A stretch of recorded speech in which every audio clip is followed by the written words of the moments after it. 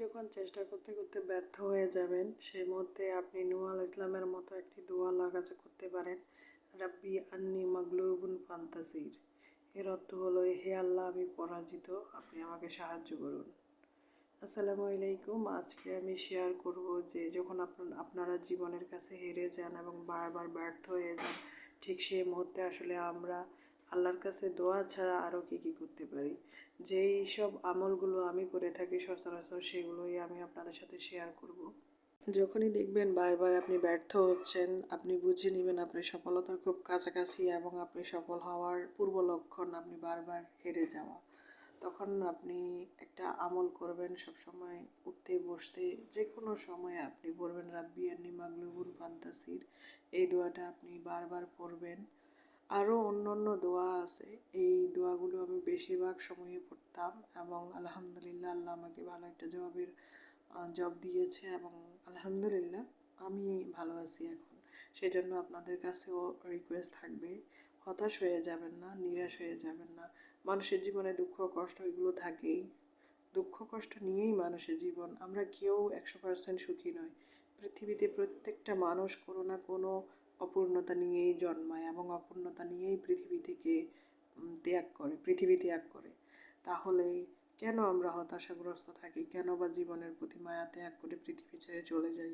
একটা জিনিস আমরা বুঝতে পারি না, আমরা যদি নিজে আত্মহনন করি তাহলে আমরা এই যে দুনিয়াটার মায়া তো ত্যাগ করলাম, কিন্তু আখিরাতও হারালাম। তাহলে আমাদেরকে নিজেদেরকে বুঝাতে হবে যে যত বেশি ব্যর্থ হব তত বেশি সফলতার কাছাকাছি যাব এবং পুনরায় চেষ্টা করতে হবে, বারবার চেষ্টা করতে হবে কীভাবে সামনের দিকে আগানো যায় কীভাবে সফল হওয়া যায়। যদিও আমার এখন সময় হয়ে ওঠে না আসলে ভয়েস দেওয়ার মতো বা ভিডিও করার মতো, তাও চেষ্টা করি ভিডিও করার জন্য। যেহেতু একটা চ্যানেল ক্রিয়েট করেছি, একটা রেসপন্সিবিলিটি থাকেই। আর ভালো লাগে সবার সাথে কথা বলতে, মোটিভেশনগুলো দিতে ভালো লাগে, নিজে মোটিভেট হই এবং সেটা আপনাদের সাথে শেয়ার করি। আজকে শেয়ার করতে চাচ্ছি আরও একটি বিষয়, সেটা হলো খুব ছোটোবেলায় আমি খুবই পড়াশুনো অনুরাগী ছিলাম এবং আমার আশেপাশে যেই অবস্থা ছিল সেখানে পড়াশোনার প্রতি তেমন একটা আগ্রহ মানুষের ছিল না এবং সেই সময়টাতে কেমন জানি একটা, যদিও 19 দশকের পরের বিষয়, তাও মানুষের মধ্যে পড়াশোনা নিয়ে তেমন একটা আগ্রহ ছিল না। তো সেই সময়টাতে আমি অনেক দেখা যাচ্ছে ত্যাগ তিতিক্ষা পেরিয়ে পড়াশোনা করেছিলাম। ফ্যামিলিতে অনেক বাধা বিঘ্নতা ছিল এবং আমি এখনও দেখছি অনেকেই পড়াশোনার প্রতি আগ্রহী না। তো আজকে বুঝতে পারছি যে প্রত্যেকটা মানুষের জন্য পরিশ্রমী হওয়া, পড়াশোনা করাটা কতটা দরকার।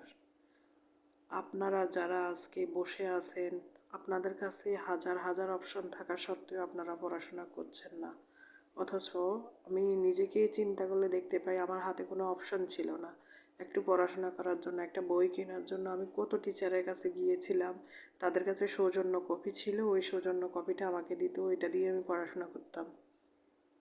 তাহলে আপনারা চাইতেই আপনাদের বাবা মা আপনাদেরকে সব কিছু দিচ্ছে, তাও আপনারা পড়াশোনা করেন না। তাহলে চিন্তা করে দেখুন আপনাদের মাঝে আর আমার মাঝে পার্থক্য কোথায়। আপনারা চাচ্ছেন না পড়াশোনা কন্টিনিউ করতে, আর আমি চেয়েছিলাম পড়াশোনা করতে। সেই পড়াশোনাটা চালিয়ে যাওয়ার জন্য আমার জীবন থেকে অনেক কিছু চলে গিয়েছে। আজকে হয়তো চিন্তা করলে আমার পৃথিবীতে আমি ছাড়া কিছুই নেই, সব কিছু হারিয়ে ফেলছি।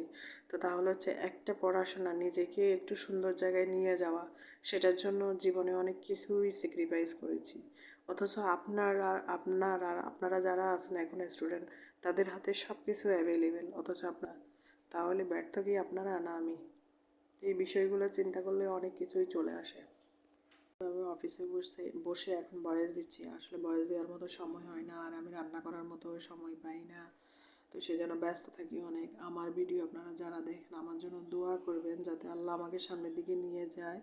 আমার দেশের বাইরে পড়াশোনার অনেক স্বপ্ন, আল্লাহ যেন সেটা পূর্ণ করে। আপনাদের জন্য অনেক অনেক দোয়া।